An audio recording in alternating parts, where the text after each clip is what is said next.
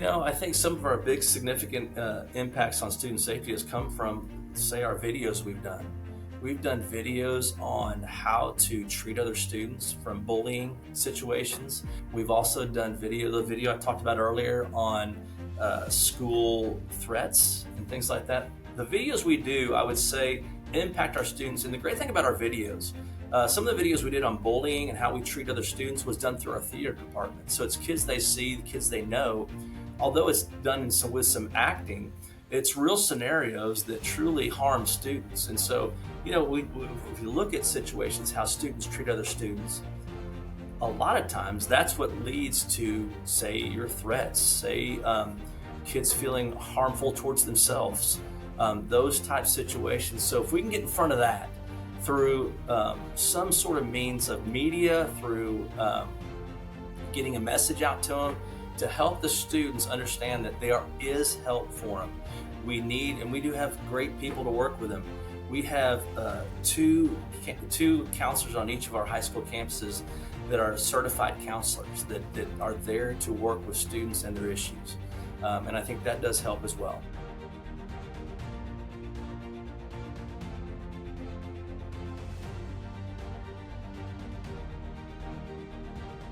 Hello, and welcome back to Leaders Saving Lives, where we meet with K-12 leaders, district leaders, to discuss innovative strategies around student safety. I'm your host, Ray Bledsoe, and today we've got the privilege of talking to Mr. Scott Winn, the Assistant Superintendent of Student Services at Wylie ISD in Wylie, Texas. Morning, Scott. Welcome to the Hey, podcast. good morning, Ray. Thank you for having us. Yeah, absolutely. So if you don't mind, I always like to start these by opening up. Could you tell us a little bit about your tenure in education and kind of your journey to your current position as assistant soup there at Wylie? You bet. This is my 31st year in education, 25th year in Wylie, Texas. Previous to Wylie, I was in Oklahoma City Public Schools as a principal and teacher. And my wife and I decided to move to Texas, make that journey, and a real good one for our family. Started in Wylie in 2000. And I was an elementary principal at one of our elementaries, did that one for 7 years, opened another elementary school where I was out for 5 years, and then moved to central office into the role of HR, student services, and had a really large role. And as we grew, we split that up a little bit because the role became so big that now I really focus on student services along with safety and security and transportation. And it's been a real blessing to work with Wylie ISD. And really, we are so good at really focusing on what students need in Wylie. And so each of our departments really have a strong focus on what we can do to make our area better and make it better for students. Yeah, that's awesome. We chatted a little bit before we got on the air here, and I talked about the fact that I'm in Dallas, near you guys there in Wylie, so I'm familiar with the district and just some of the things you guys are doing. So while we're kind of on that topic, talk to me a little bit about your safety plan. What are some of the key components of a crisis intervention plan there at You Wylie? know, Ray, we really have a robust plan. And what we do with that plan, it starts with a good safety and security director, which we have in Brian Kelly. And he is on the campuses and he works with our local police force very well. We have a great relationship with our police force in Wylie, Texas, which is a big advantage as well. We have a very strong threat assessment team that meets every week, and we go over threats that we may have had, as minor as they are. Now, threat assessment encompasses a lot of things. It encompasses both threats from a student and threats of harming themselves as well. So it encompasses all those things to ensure that students are safe.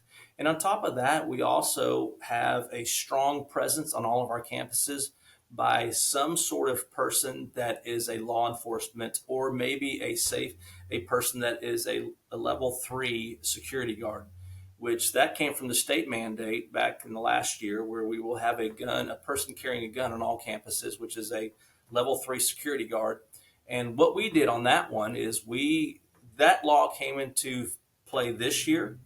And really September 1 is when it came into play. School starts in August, but we had a big plan for that before we even started school, because we knew what if the state says we're going to do it. And we felt it very important to make sure day one we had that covered on every campus. So we worked out a plan with LMP, which is a safety and security company, and they are securing all of our campuses K through 6, because grades 7 through 12, we have a law enforcement officer from Wylie. or I think one of our town, we also encompass Saxe as well, to have someone on all those campuses. So we feel really good about where we are with safety and security with our students. I mean, I can go on and on about what we've done as far as putting things in our schools, and we may have questions later about some of the things we've done. But um, door locks. I mean, we are locking every door on the campus as well as outside the campus, meaning classrooms as well as the outdoor campus doors. Which the indoor, our inside doors are not part of what the mandate is, but we have chosen to do that in order to make sure that we keep everyone safe. Those are just Yeah, some of and the minor points we can talk about.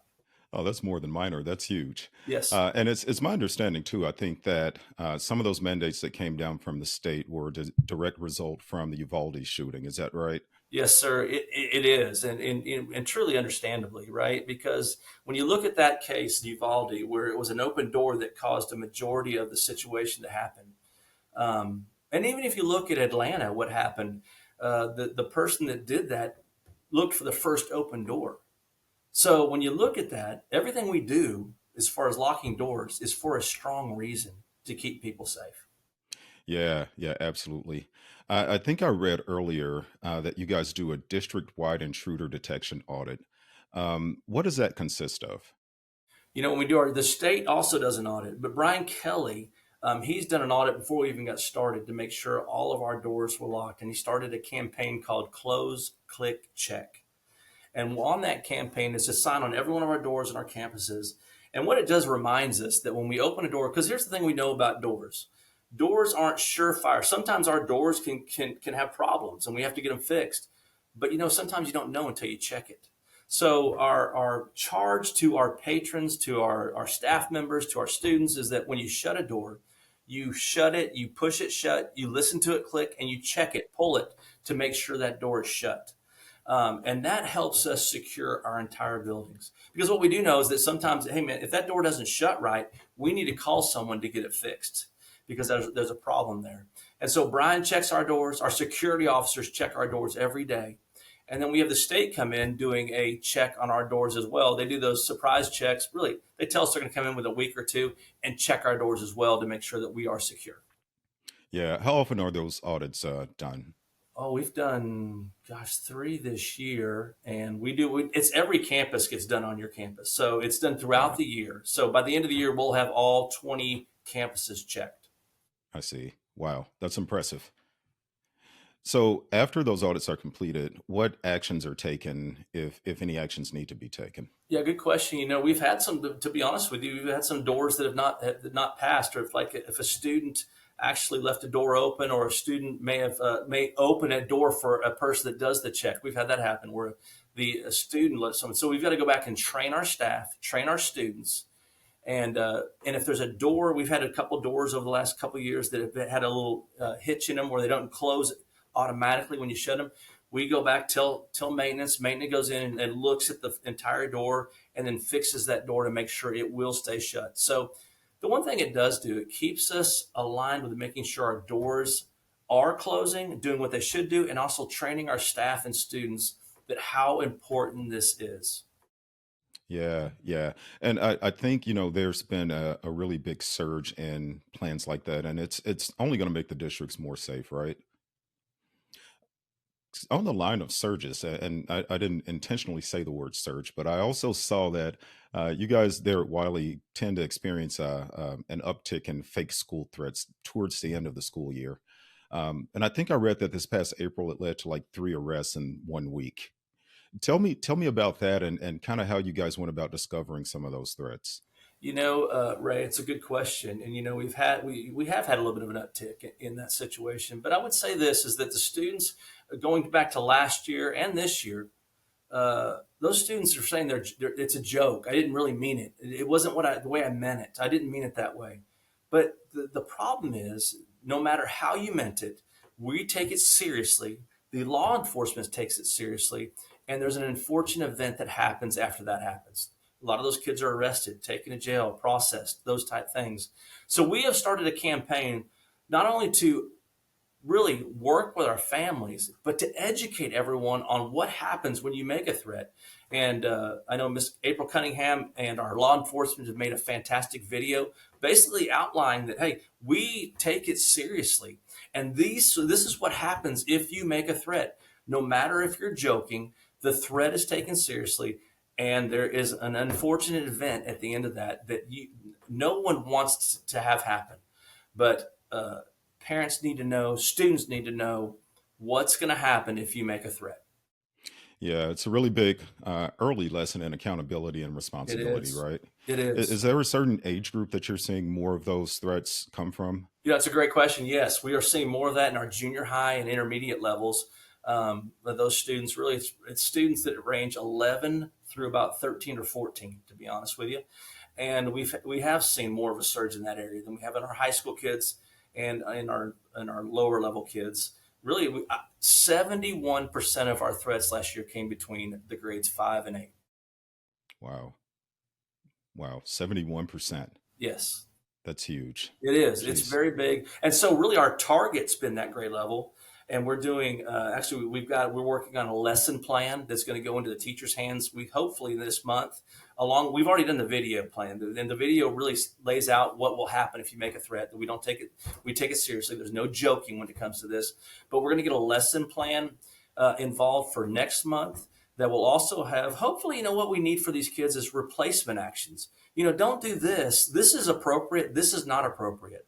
And some of those kids just need replacement words, replacement actions to the threat because, I understand kids have those moments where they have angst, they have the uptick in their emotions and blurt out things they shouldn't. But what can we give them to help them understand this is appropriate, this is not appropriate? Yeah, yeah. And along those lines, what are you guys providing? And I hear a lot of leaders in these conversations say something similar, right? You can't take something away without replacing it with something that's beneficial. What are some of the things that are on the agenda for you guys to do in the way of replacing negative behaviors with positive ones? It comes down to looking at how they can say things differently. Say this, I'm going to tell a teacher, I'm going to go talk to my parents. I'm going to talk to the next person, tell the person in my room, or, hey, you can't, what? I don't want, please don't talk to me like that. It's all a lot of counseling lessons to help kids understand, their emotions because at the time, sometimes they say that it's a very emotional time, right? They're caught up in anger. They're caught up in something that's going on that's been said to them. And what they need to do is share that with an adult so we can help them. And also, if something's said to them it's inappropriate or things that make them mad, we also need to address it with the other students. So helping them understand those things, we can work with both students involved to help them understand what that should happen next, how relationships really work with each other to make it help them understand what should be said. Yeah, I think during the pandemic, Scott, a lot of that got lost. I think just some of those communication and social skills got lost during that time of isolation. So it's good that you guys are reintroducing that to some of the students that may not have even had exposure to Absolutely. it And earlier on. Ray, just to share a little bit more, we're big on relational practices in our district and training our teachers how to be strong relationally with their students. We have a thing called the Wylie Way, where under that comes a lot of relational practices for our teachers and our students. And and then at the end of the year, we survey our students and find out how their relationships are with their teachers and their staff and the people on the campus. And 96% of our students say they have a great relationship with at least one adult on the campus. Nice. That's awesome. And that's so key too. I think, and we'll get into it a little later, but I think just that collaboration across different departments and interaction with the students, that goes a long way in just making kids feel safe altogether. I want to shift gears for a second and talk about, well, not completely shift gears, but you mentioned the door checks and kind of the safety audits that you guys do as part of your safety plan. Um, how are you staying vigilant and monitoring the content on your student issued device or school issued devices for your students? That's a great question. We have in our communication department, April Cunningham, she really does kind of guide through that and stay in tune to the the social media and what's going on. Our police department stays in tune with what's going on with social media. And then also we have a thing called Tip 411 where students can put in a tip anonymously and say what's going on. And a lot of those tips are about social media and what's going on. And as soon as we get those, we investigate and we try to find out what's going on, because that's a big contentious area that causes a lot of problems on the schools now. It's social media, and social media tends to, I mean, we got to, several years ago and into this year, not as much, but TikTok challenges. I can't tell you how many times we ran down TikTok challenges that were not appropriate for the school and caused situations to happen with students.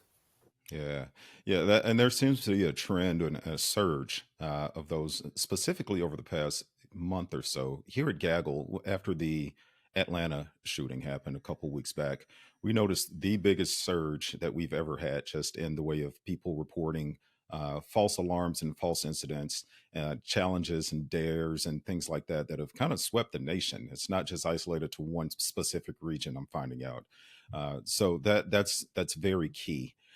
Do you have anything in place that looks for, just on the student devices, incidents of bullying, suicide ideation, weapons detection, things like that? It could be self-harm, could be harm towards other, it could be looking up things that are inappropriate. It could be trying to look up things that are inappropriate, trying to look up things that are could cause harm, and then we're notified that immediately, and we begin to investigate. Even if it happens at home, it notifies us, because we may start an investigation at 8 o'clock at night, and then have the police go to that house to help the parent and say, hey, this your child has looked up something that could cause them self-harm, and we want to make sure they're okay.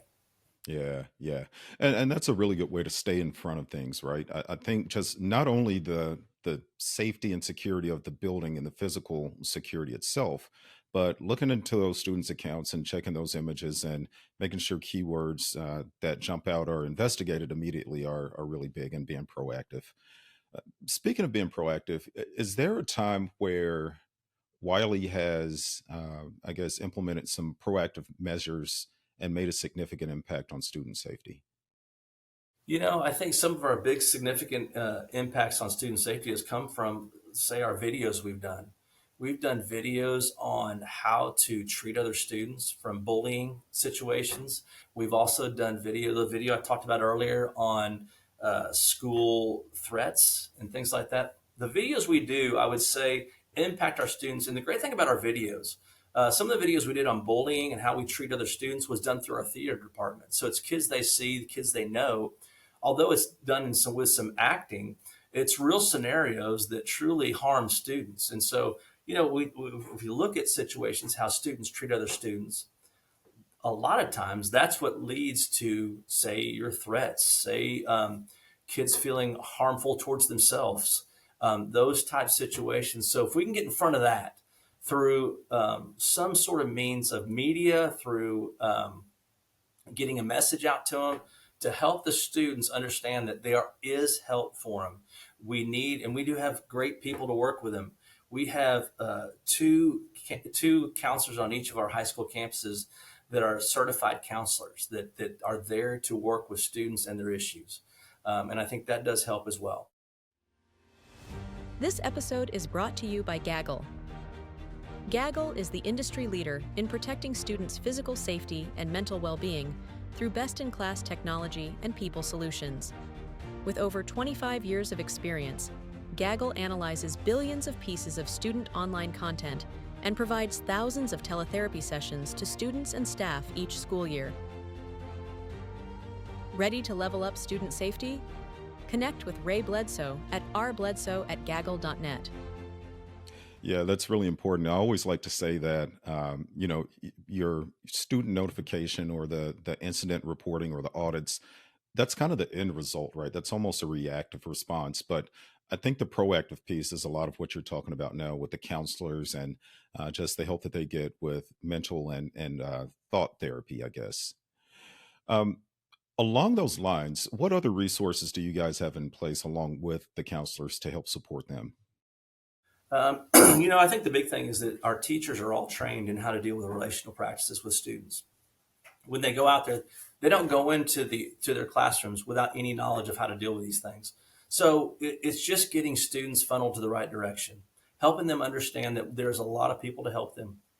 I think us knowing that 96% of our students have a great relationship with someone on campus, well, then if we have 96%, we have 4%, we need to go figure out who they are.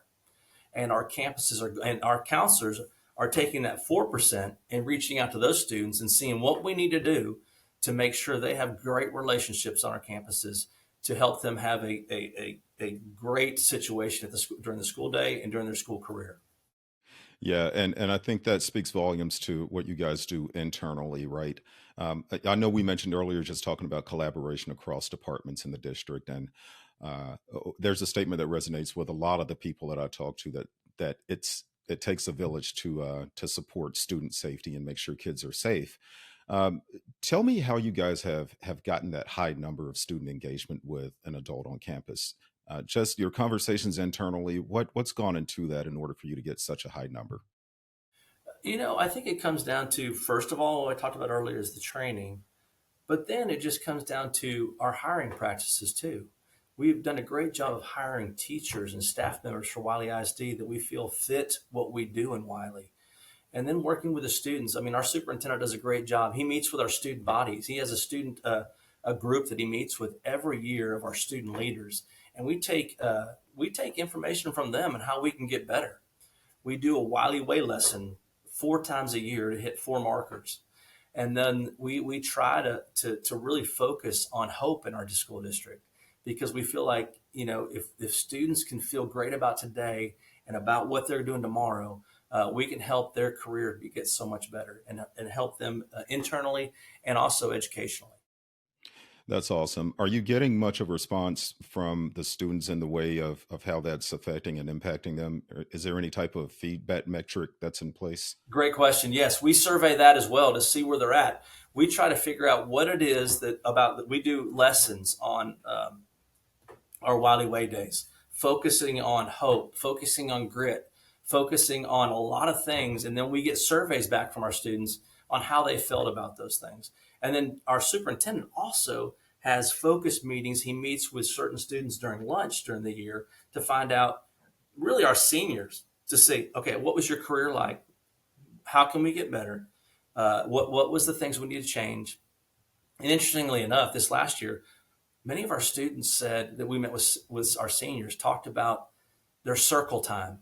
And circle time is part of relational practices where kids come into a circle and really they talk about things like we have there's protocols when it comes to it. What are we going to talk about? A lot of it sometimes it goes deep into what students talk, and they learn more about each other. They learn more about their teacher. And really, truly, these kids said, oh, man, we love circle time. It was great. And it's more, I mean, it's really kind of cathartic for our kids because they get a chance to talk about things that are going on in their own life. And it could be things that are struggles with education. But it's not just slam dunk questions. It's questions are like, hey, what's the toughest thing you've dealt with over the last 4 years? What's going on? And these kids open up and they talk about things and they get to know each other better. And so now we're getting to know our classmates better, getting to know and our teachers in the circle too. So it's a lot of things that go into that, and the kids loved it. Yeah, I can tell you as a parent of three, if you're doing anything that gets your kids to talk, you're doing something right. Absolutely. Absolutely. And I've done it at my home at dinner time with my kids, and just like, hey, okay, tell me one great thing. And then we start off with a slam dunk question. Then we go into, okay, tell me one thing that's bothered you over the last week. My kids, finally they figured me out. They've graduated since. They're like, Dad, we're not doing circle at dinner time. I think we should. But it's good that you fostered that environment where they feel comfortable even having those conversations in the first place. And it Absolutely. sounds like that's reflected in the district as well. Yes, sir, it is. That's great. I want to go back to therapy a bit because I know that nationally there's more of a focus on, again, mental health and student well being. How do you think therapy contributes to enhancing student safety in schools? I think it's crucial because when you think about therapy, and think that we have 2 really licensed therapists on each high school campus, and they have this calming room in there as well, where these kids come and they just come in there. They can come in there and just calm down and write in a journal, or they can come in there and calm down and talk to a therapist. And I can't tell you how many times they have talked to students that have been threatening self-harm, and we've been able to get them help. Our therapists have a great pipeline of outside help that we can put these parents in touch with, but also put these students in touch with. And they've given them good tools. They've given them good ways to help calm themselves, and de-escalation tactics are huge when it comes to that. We even train our staff on de-escalation. How can you de-escalate situations and then get the student in a state of mind where you can now visit and you can talk to them. It's great for adults too, working with staff, working with students. De-escalation and therapeutic tactics are huge. Yeah, yeah. And you mentioned the de-escalation training that your staff has gone through earlier in the conversation. I want to revisit that. Is that training done through someone internal? Do you go seek external training? How's that done? We did it externally for one time several years ago, but then we have several people in our district that do it so much better. They've done a great job. Maricela Helm, she is our executive director of student services. She jumps in there and does training with us. She has developed a training for de-escalation, as well as our leaders in the counseling department. Our director of counseling, Amy Andrews, she does one as well with our counselors. Because everyone, it's good for everyone. It really is. When you come to de-escalation tactics, it's not just for students. It helps adults as well kind of get the frame of mind as they go into a situation. I know that we've used it several times with just dealing with maybe parents that are really upset about a situation and de-escalating them and getting to the point where we can talk about what's going on and we can actually help them. Yeah, and I think that's the first step, right? In any productive conversation that is a little heated, you've got to de-escalate it in order to get people to listen and hear what's actually being Absolutely. said. I love when a parent does come in, they're really escalated with the situation. I love getting to know them first and letting them know I care, and then letting them know that, hey, what's going on? What can I help you with? Because here's the thing: in my role, I'm here to serve them. The schools belong to the people, and we're here to help them. That's my role. That's our role. That's a teacher's role. And our job is to make sure that every student, first and foremost, has a great experience K-12. They leave this school district loving school and having fond memories of of the people they dealt with. And then we need the parents, because here's the thing I do know is that our story is going to be told on the soccer fields, the baseball fields, the theater departments across the city of Wylie, Texas. And I can say we're great, but it's a parent that better sell our story that we are great and that they feel great about our school district. Yeah, you're absolutely right. I think the best referrals or the best Yes, information comes directly from people who have a good or positive experience with the district absolutely. or the person on the other side. So you're spot on with that one.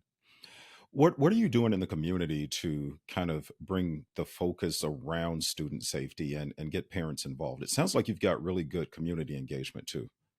We do. And we do a lot of things that are great. Because here's the thing, a lot of our parents know about our safety and security, uh, but a lot of our seniors don't. And our superintendent has started a senior meeting, working with our Your high school seniors. seniors? So we're talking about, now here's what I'm going to tell you. Oh, Seniors, he means both. Our wow. seniors in high school and our senior adults. Matter of fact, we're just getting ready to start it next month where our seniors from our high school are paired up with our senior adults, and they're going to have lunch meetings and talk about the things we're doing in school. But also, our superintendent has 4 seniors, as in senior adult meetings a year now. We've already had our first one, and we talk about things like, what are we doing in our schools? What are we doing for safety and security? What are we doing about this? Because here's what our seniors adults see. All they're seeing is the news. And we want them to know what really good things are happening in our schools, that we really are safe. We really do take it seriously. These are the things we're doing to keep the students here safe. And we're making your community safer by doing that as well. So that communication to our senior adults, and then also setting a time where our seniors in high school could kind of have lunch with our senior adults at our senior center in Wylie, Texas. It's going to make think about the great things that's going to do for our community and them seeing what great things are going on in our school district. Yeah, yeah, no, that's great. How are you guys promoting that? Is it just you going to the center and having those conversations or? No, we sent out flyers we got a list of all of our seniors over the age of 50, I believe, and we sent out flyers to them, invited them to the first meeting, right? And we took we took the flyers and then we invited them to our senior meeting. And so we already got names on that too. So we're using just the list of those people in our community that are over 50 and invite them to it. And hopefully they show up. And they have. We had, oh my gosh, I think we had up close to 50 to 75 senior adults at the last meeting. with Dr. Vinson and one of our school board members as well, Verdi Montgomery. Wow, that's impressive. That's really impressive. I don't know if, and maybe I just haven't spoken with anybody in depth about that, but I don't know that I've heard a lot of other districts doing that. That's pretty good. I think it's pretty progressive. In our superintendent, he's very progressive. He's out there all the time. He's amazing at names. He's amazing at student relationships. If you go online, you see his Instagram, you see his Facebook page. It is with students all the time. He has got selfies with students all day long, and he knows these kids' names. You walk into a building, and it's amazing because he talks to a girl. He said, "Hey, Jenny, your sister just graduated from high school. Is she going to Texas Tech?" He's a big Red Raider, by the way. And so, he knows their family. He knows where they're going to come. Like, I think he must study it every day, but he knows all these students' names. It's impressive. Yeah, some people are just gifted in that way. He I is. He is very actually grew up gifted. with a guy. He's probably the only person I've ever known that was able to recall names and personal history like that. And you hear a lot of great politicians have that similar skill set too. So there may be a future in politics for your soup there. Man, and tell you this, him knowing names also is a very relational thing for our district too. I mean, you think about that. If he goes by and knows parents' names, students' names, they speak so highly of him. If you ask anyone about David Vinson, they love him here. And I'll tell you this, it says a lot to what we do in Wylie, Texas. He leads by example. And that example is, hey, we're going to be on the campuses as administrators, central office. His rule is 80-20. I want you on the campuses 80% of the time and 20% back in the offices. So we are out on campuses making sure everything's are great. Yeah, when you're on campuses, are you doing anything outside of what we've discussed already today, just in the way of looking for signs of things that aren't safe or signs of areas of improvement? Yes, we drive around. Anytime we see something, we let them know. It could be as much as making sure that our windows are taken care of. Our windows look good. I mean, he went by and he noticed some things on some windows that need to be taken care of. He wanted to make sure it was done. We actually began putting that shatterproof window film on well before the state made it a requirement. And so all our buildings on the first floor have that shatterproof required film on them from 3M to make sure that they're safe as well. So we've done a lot of things, and I know Dr. Vinson, he's made sure all of our buildings, when he came in, we didn't all have this. All of our buildings have a front window to look out so you can see what's going on outside that window to ensure, for one, safety. You see who's coming up to your building and to make sure that everyone looks like they should be here. And you can be alerted to something that looks peculiar and shouldn't be there. So all those things come into fact. When we're out 80% of the time looking at things, we can see things that don't look right, and we can report it. Makes a huge difference when you've got It boots on the does. ground, doesn't it? It does. Absolutely. Yeah, for sure. So, as we wrap up today's discussion, Scott, what would you say are the most important keys to student safety in school districts? The most important key is relationships. If you have a good relationship with your students, you know your students. For one, they're going to talk to you, and they're going to feel a sense of trust by talking to a teacher. And then we can also have a sense of trust with our parents, and they're going to talk to us.